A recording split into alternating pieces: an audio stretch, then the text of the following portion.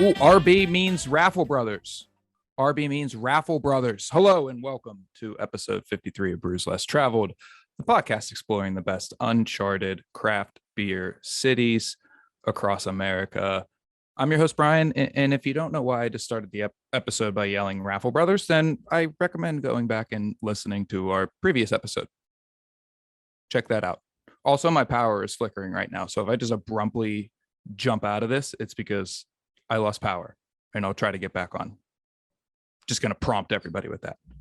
I'm happy to be welcoming back a friend of the pod for this series of episodes. Please join me in welcoming back the wonderful MC. MC, how's it going? I'm good. I'm really glad to be back. Yeah. How are you?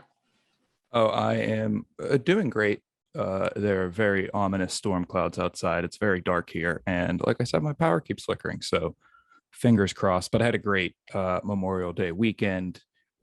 Really good time here. One of my local breweries just on the street, Grist House, celebrated their 8th anniversary. So we went down there, had a good time. My daughter was dancing to the music. I drank very good beer. It was wonderful. That's awesome. Yeah. Our brewery just celebrated their 8th anniversary a couple weekends ago too. So must have been a good year to start breweries. 2014, I think. Yeah. Cool. Here in Pittsburgh, there was like 4 breweries at that time. So it was a very adventurous time to start a brewery, a craft brewery nonetheless. And you mentioned your brewery. You should plug your brewery. Yeah, not my brewery, not, but the not your brewery. It's called Longboat, and we're in Columbia, Missouri. So yep, we just celebrated 8 years. I did not go to the 8-year celebration because I was happily on a fishing boat in remote Ontario, Canada. So that's what I've been up to, fishing, drinking a lot of Labatt Blue. I saw that you were fishing on your Instagram. I didn't know you had crossed the border to do so. Yeah, so my dad and I have been planning this trip since before the pandemic.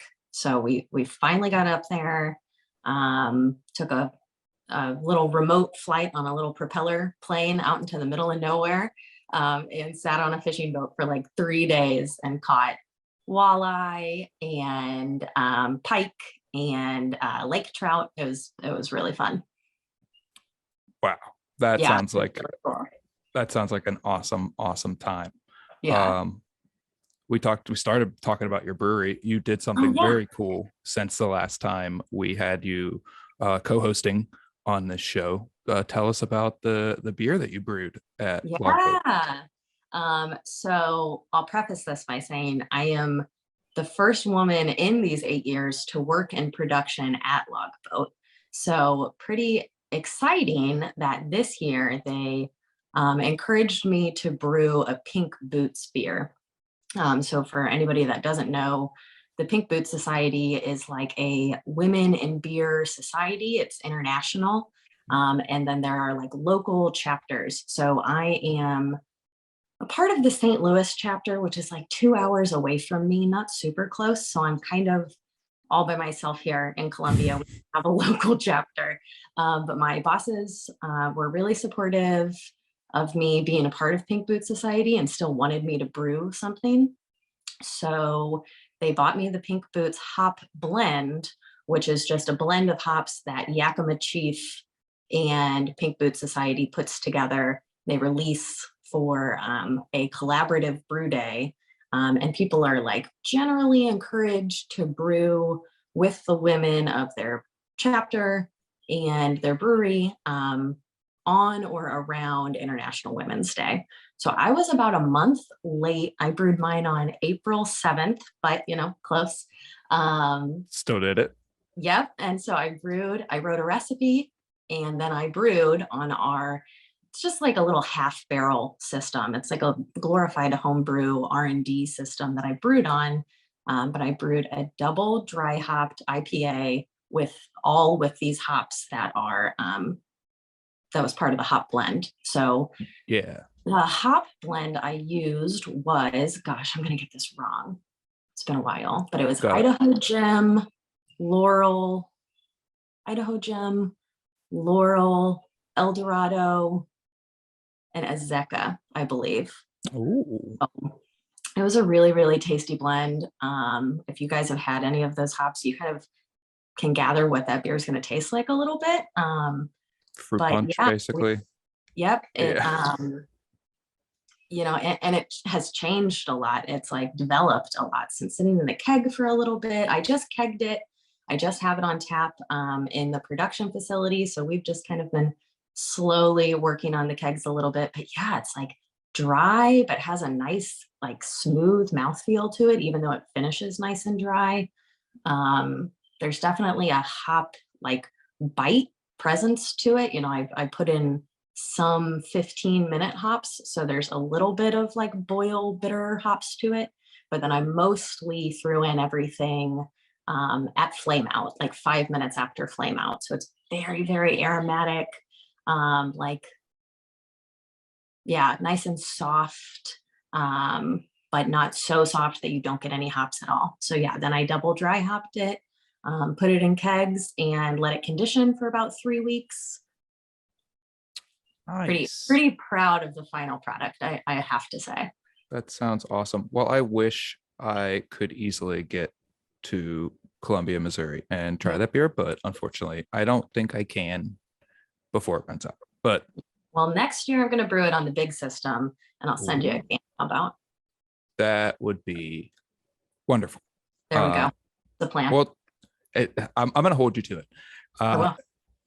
It's a new month, and that means we got a new featured city. And our next featured city was actually the home of one of my dad's favorite authors. Shout out, Dad. He's watching. Also, one of my favorite authors, James Crumley, a town in the plains of the West, originally referred to as the Gate of Hell by French fur trappers that witnessed the bloody conflicts over bison in this area. This area would actually be known as Hellgate until 1886, when it was renamed Missoula, Montana. MC, have you ever been to Montana? I haven't. I'd love to go. All right. Well, especially now that they renamed that city. I don't think I would have gone when it was called Hellgate, but I'd love to go now. I 100% would have gone when it was called Hellgate, especially if it was like an all-day metal festival that like replaced Ozfest. Hellgate 2022. Get your tickets. 3-day festival. I have been to Missoula, and it was absolutely wonderful. If you're watching, you could see behind us the big M that's on the hill overlooking the beautiful town of Missoula. And as someone that just talked a lot about the fishing you've done, I have to tell you, you would love Missoula. It sits near two great rivers of Montana. There is wonderful fishing all up and down both of those rivers. And I am going to make it my goal for these next 5 episodes to convince you to go to Missoula. I don't think I have to be convinced. Like, it sounds fantastic. Like, it looks beautiful. Everything I've seen of Montana looks beautiful. I would say that previously I would say that I wasn't sure if there'd be any like good beer, which is really important to me on a trip, but I guess we're about to find out about some good beer.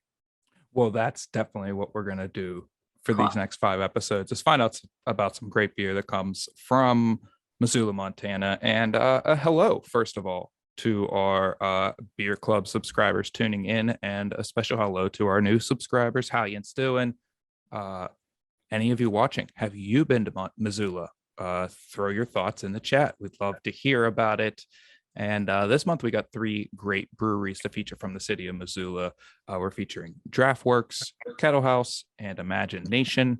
And we've got some excellent beers and some really fun episodes with a special thing planned to cap off the end of this month. 12 beers of Christmas subscribers will be excited, but we'll leave the rest of that surprise for later. Intent. And MC, what are we drinking tonight? Well, so we are going to drink the That's What She Said cream ale. Excited about a cream ale. I love cream ale. Yeah, definitely an underappreciated style. This one coming to us from Draught Works. And yeah, well, we're going to be kicking us. Yeah, let's do it. We're doing it. This is a great beer. This is a solo episode. It's one of those freewheeling episodes, those non-traditional episodes. What do we? I can't remember what we call them. We call them the fun episodes. All the episodes are fun, but it's just MC and I tonight hanging out, talking Little. about beer. Yeah. All right. Cheers. Well, cheers. Cream ale.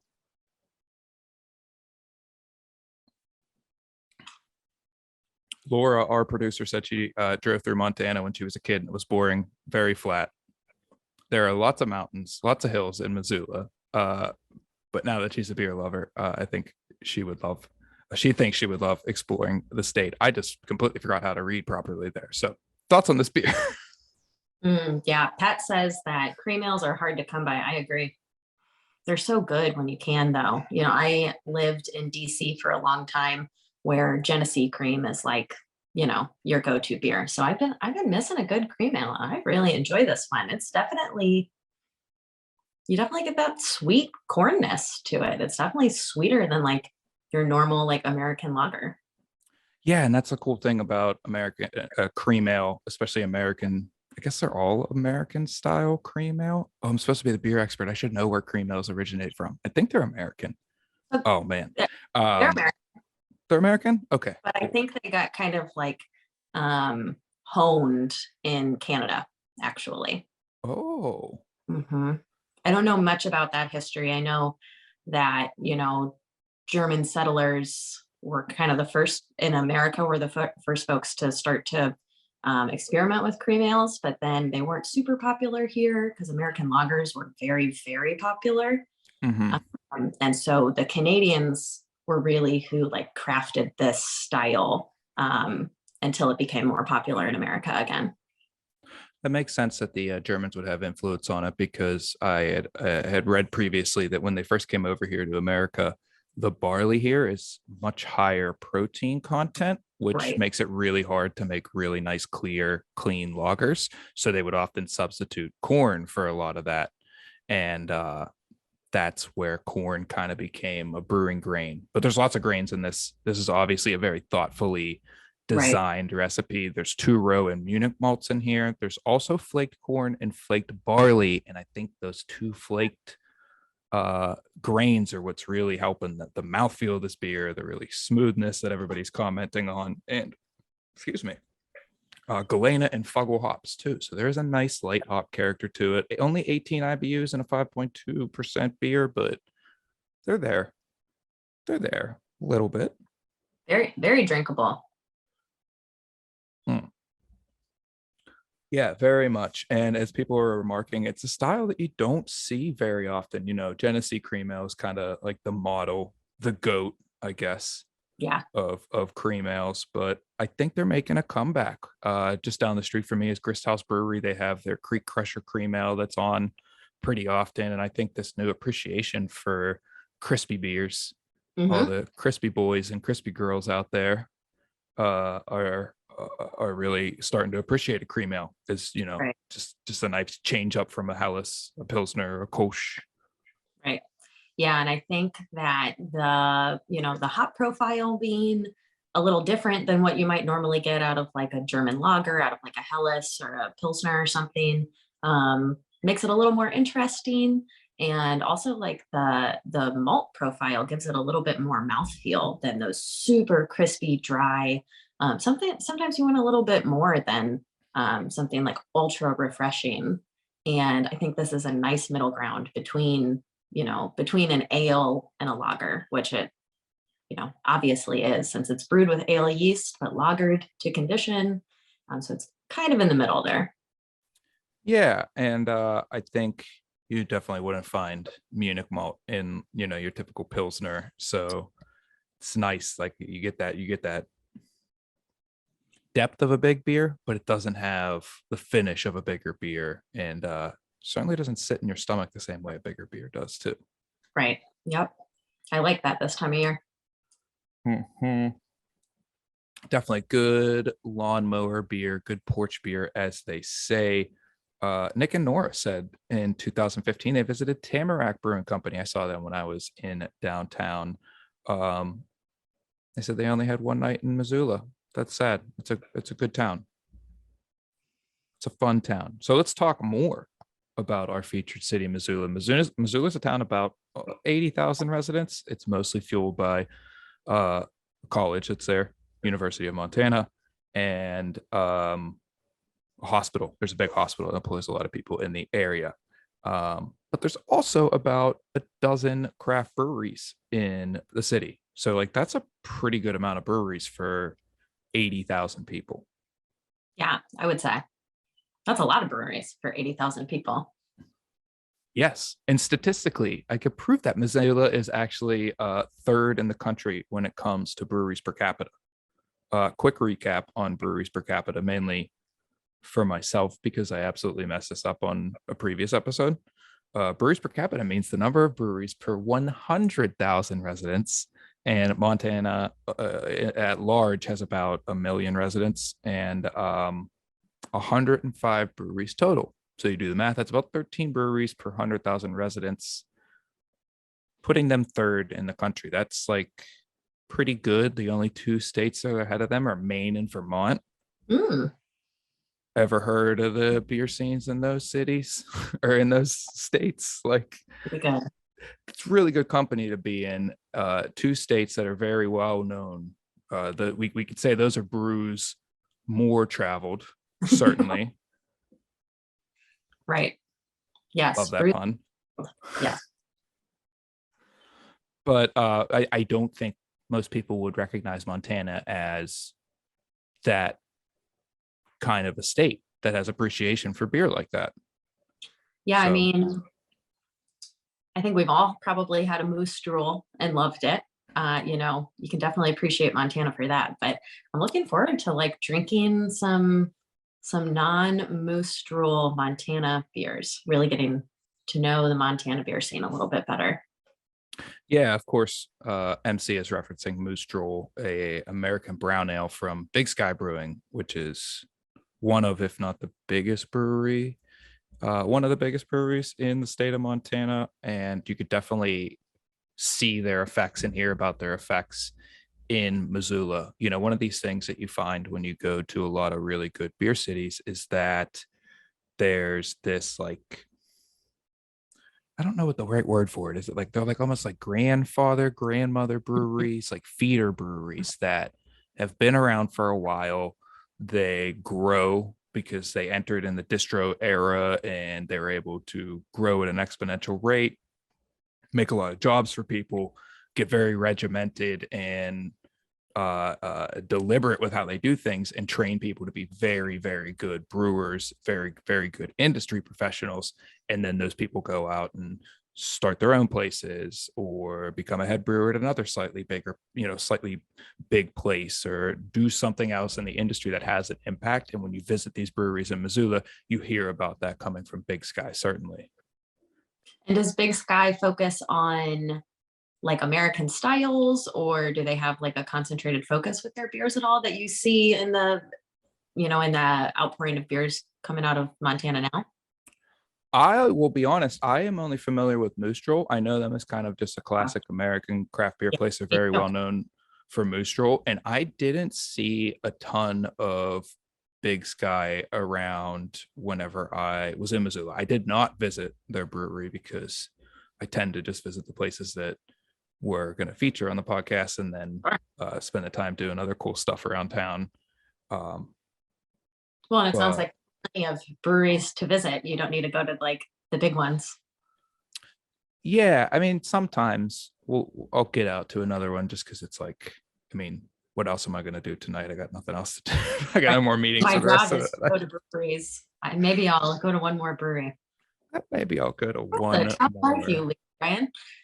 Tug my arm.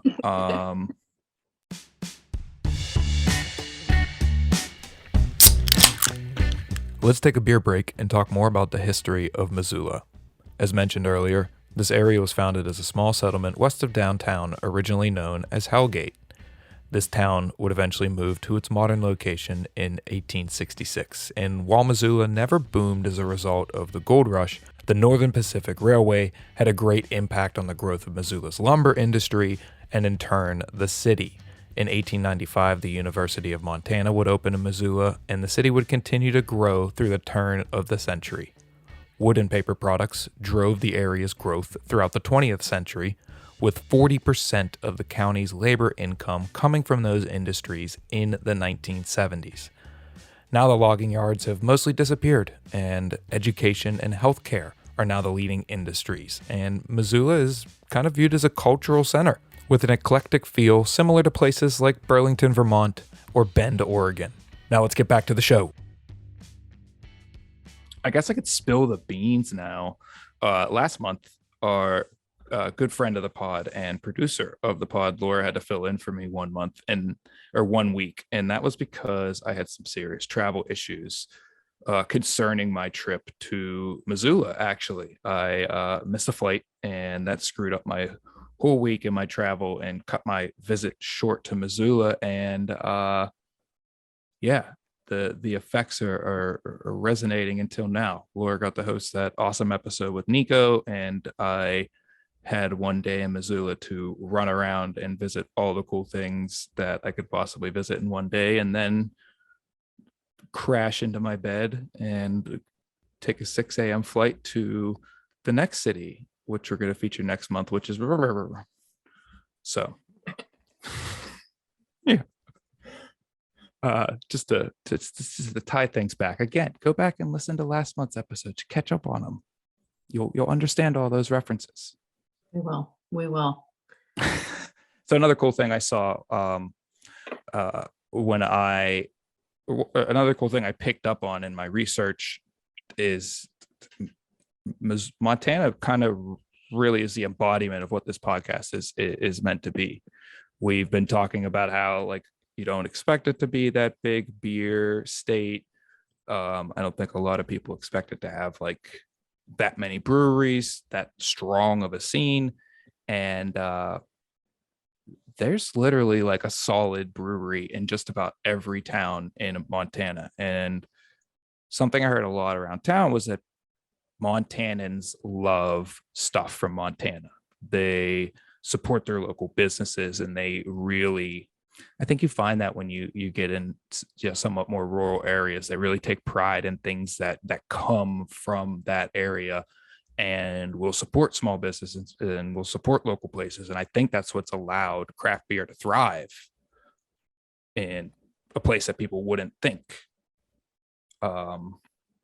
Yeah, especially with like the pandemic and everything. Like, I'm sure that distribution of beer from Montana was not very high. I mean, they would have to really rely on like their local culture to support them. So to hear that there are so many small breweries that are also very successful is really,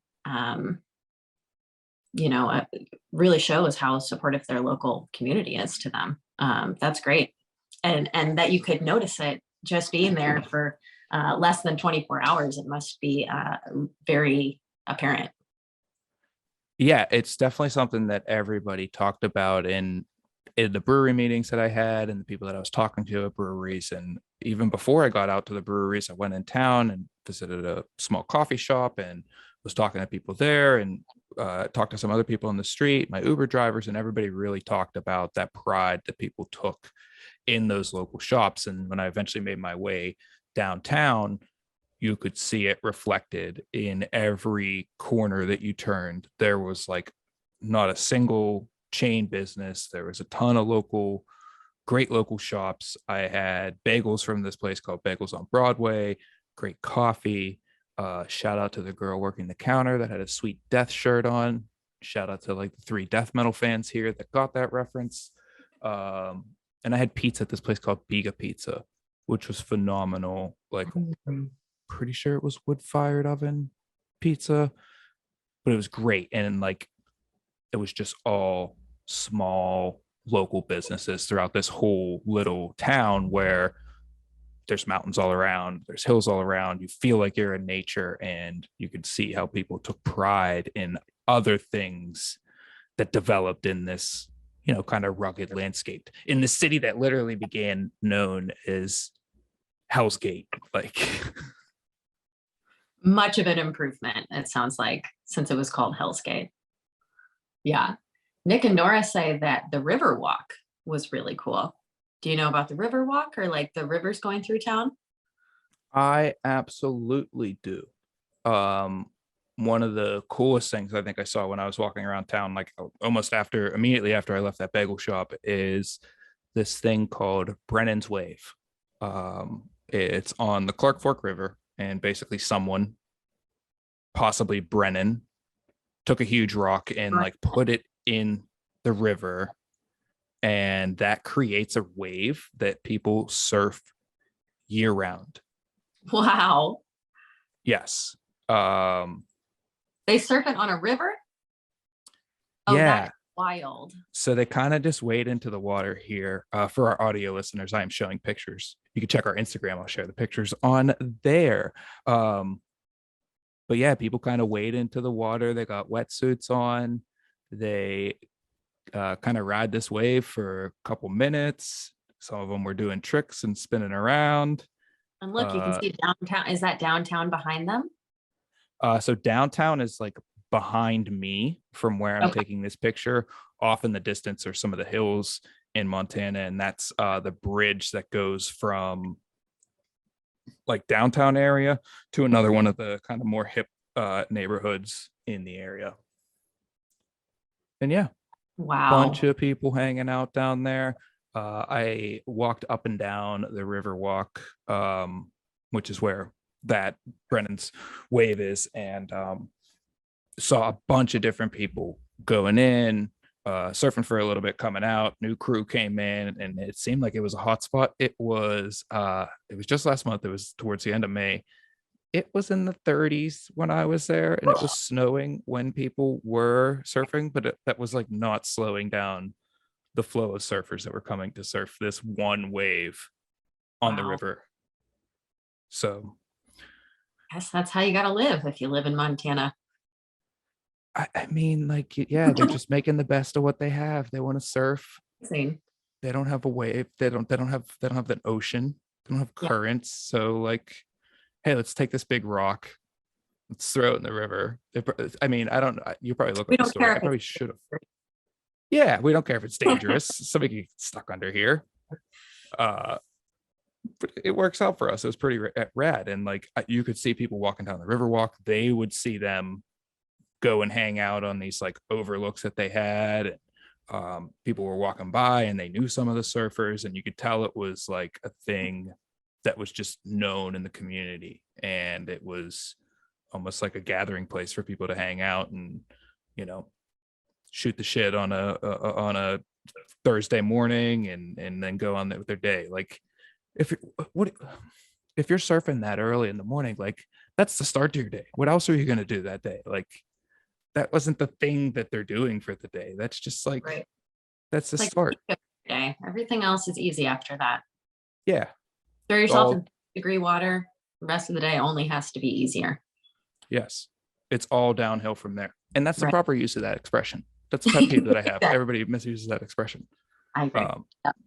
I think that I'll just say before we jumped on here, you were telling me something else really cool about the rivers and Missoula specifically,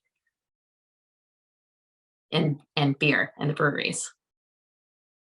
Oh, I was trying to say that for next week. Oh, I guess we'll have to just wait to find out. Yeah, we'll talk about it next week. There's a very cool company that operates there that combines our love of rivers and our love of beer. But as Nick mentioned in the chat, some of the weirdest beer laws in the country, wildest as well. All the breweries close at 8. If you make beer on site, like if you have like a brew pub model, which, you know, these are mostly small breweries, most of them do, they can only sell you 48 ounces of beer per day. To consume, or can you only take away 48 ounces? Good distinction there. To consume on site. Okay. I don't know if they had any restrictions in terms of beer you could take with you, but yeah, you could only have 48 ounces on site. All the breweries closed at 8. Some of them closed at 10, but those were the ones that had like, they had some separate address or separate loophole thing that they were working where this building that was connected to their brewery was their tap room, and it had a different address. And because it's not the same address, they could stay open till 10, and then Oh, they could kind of skirt those laws. That's one of yeah. the funny things you see is like, Not producing it if they're a different business. yeah, well, not Mhm. even different business, different address is what the brewery, what one of the owners at Draught Works was actually telling me, just different address, and people do it. So weird beer laws will Yeah, not escape us. yeah, like I don't know, one of my favorite M. Sauter, I've probably said this on the podcast before. Pints and Panels. She says you don't have to drink a lot of beer to love beer. And I think that, maybe we could all learn from Missoula a little bit, that 48 ounces of beer might be plenty. I think that's a great idea. It's not bad, and it makes sense in a place like Missoula where a lot of people live just outside of the town, and if you got to Mhm. drive on like Right. Probably not a dark lot of bike. highways, not a ton of walkability. I I can't remember if there were like big street lights on the highways either. Like it Hmm. seemed like it was very dark when it was night. Pat asked, yes, they do tasters. I got a flight at Draught Works, but it still just counts towards your 48-ounce limit. So weird beer laws. Shout out to our friends from Minnesota who won some great new beer laws last month. We're going to be pulling for our friends in Montana to maybe get some of those loosened. I don't disagree with you, MC, but like I don't think like they should regulate it and be like you can't Yeah. have more than 48 ounces. Like Yeah. if we all want to take in the practice of like, hey, I'm going to limit myself to just 2 at this place tonight, and I'm going to call it a night. Like, good for you. Right. I think that's something we should all try, but I think it's kind of, Also, I don't know. 48 ounces is very different to a lot of people. 48 ounces to me, that is a lot of beer. I am 4'11". I am a very small person. So 48 ounces of beer is plenty. That is not the case for everybody. I mean, that is a pretty sufficient amount of beer. Like, what is it? Three pints. Or 12-ounce beers. Four So, 12-ounce beers. what we're- Oh yeah, that's why I think in pint math. I couldn't do the math in my head, but yeah, everything I had was 12 ounces that was served to me, either 12 ounces or like 4-ounce tasters. Yeah, I mean, I guess that's cool. Like just have a few, but I don't know where I'm going for this. I'm bordering on advocating for people like drinking a bunch of beer at breweries and Right. being able to go to other brews, and that's not something I want to. I don't want to advocate for that, and Okay. I don't have a joke to come out of that either. Hmm. Just really crashed and burned out of that. Just know, Missoula, you might have to go to a couple different breweries if you want to drink more than 48 ounces. That said, almost every brewery opened at like 12 or 2, even on like Tuesdays and Wednesdays. So they kind of bridge that gap, give you some Mhm. time to drink, take some beers home, spend time with your family. Go on a walk. You're in Montana. Get going a walk. Maybe I'm getting this all wrong.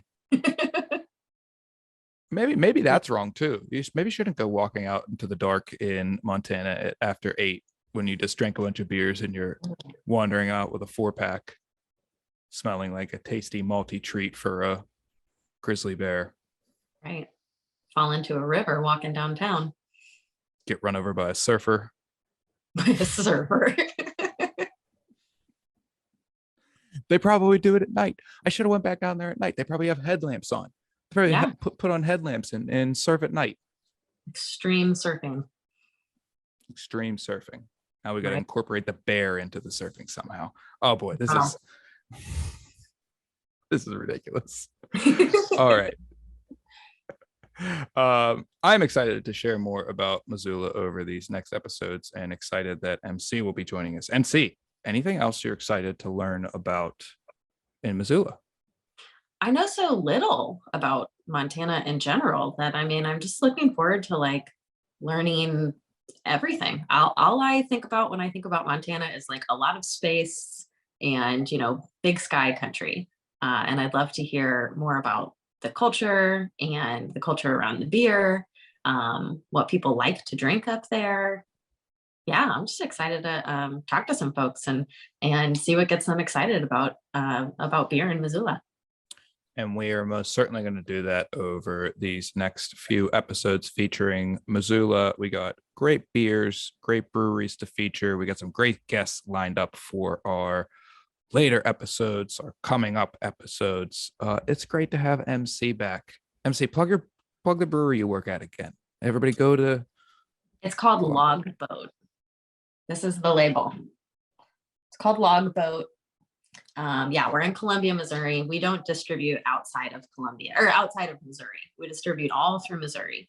So if you're near Missouri, in Missouri, pick up some Snapper IPA, some Bobber Lager. Those are my favorites. Mammut, English Mild. Those are my favorites. Oh, you guys do it English Mild regularly. I know how you feel about English Milds, Brian. Yeah, that's. Oh, man. I gotta make my way to Missouri. Long time, not very long time. Followers of the podcast will remember that Missouri was the first state that we featured when I took over. We featured Kansas City, and MC was our co-host there. So I got to get to Kansas City. I got to get to Columbia. I have been to St. Louis as a little kid. No, I did not drink beer. I was 17 when I went there. You got to go back. There's so much good beer. Yes, side project. I mean, so many good breweries. So many good places. So yes. Anheuser-Busch. No, I'm just kidding. Okay. No, their tours are supposed to be really fun. Seriously. It would be cool to see a big. Everybody listening, don't think of Missouri as a non-beer state. It is a heavy beer state. Come visit. Yep. After Missoula. Yeah, kind of make a little trail. But that's what we're doing here at Brews Less Traveled for you. We're making a little map so you can take a road trip. Shout out to the first person that does the exact road trip that we're trying to plan on here. You have a beer at a bar on me for the rest of your life. Boy, I hope that is a promise I don't have to uphold. But shout out to Draught Works for providing great beer for this episode. We'll have some more beer from them next week, and we'll definitely learn more about that brewery from our possibly guests next week. Until then, you can learn more about Draught Works at drauchtworksbrewery.com. If you like this show and want to support us and try awesome beers from small breweries across the country, then head over to brewvonda.com and sign up for the beer club. You can also follow us on Facebook, Instagram, YouTube, and Untapped. We'll be back next week with another episode, but until then, stay safe, be kind, and support your local breweries. Cheers, everybody. Ooh, my power didn't go out. Thanks for watching Brews Less Traveled on YouTube. Be sure to like this video and subscribe to our channel for more interviews with brewery professionals.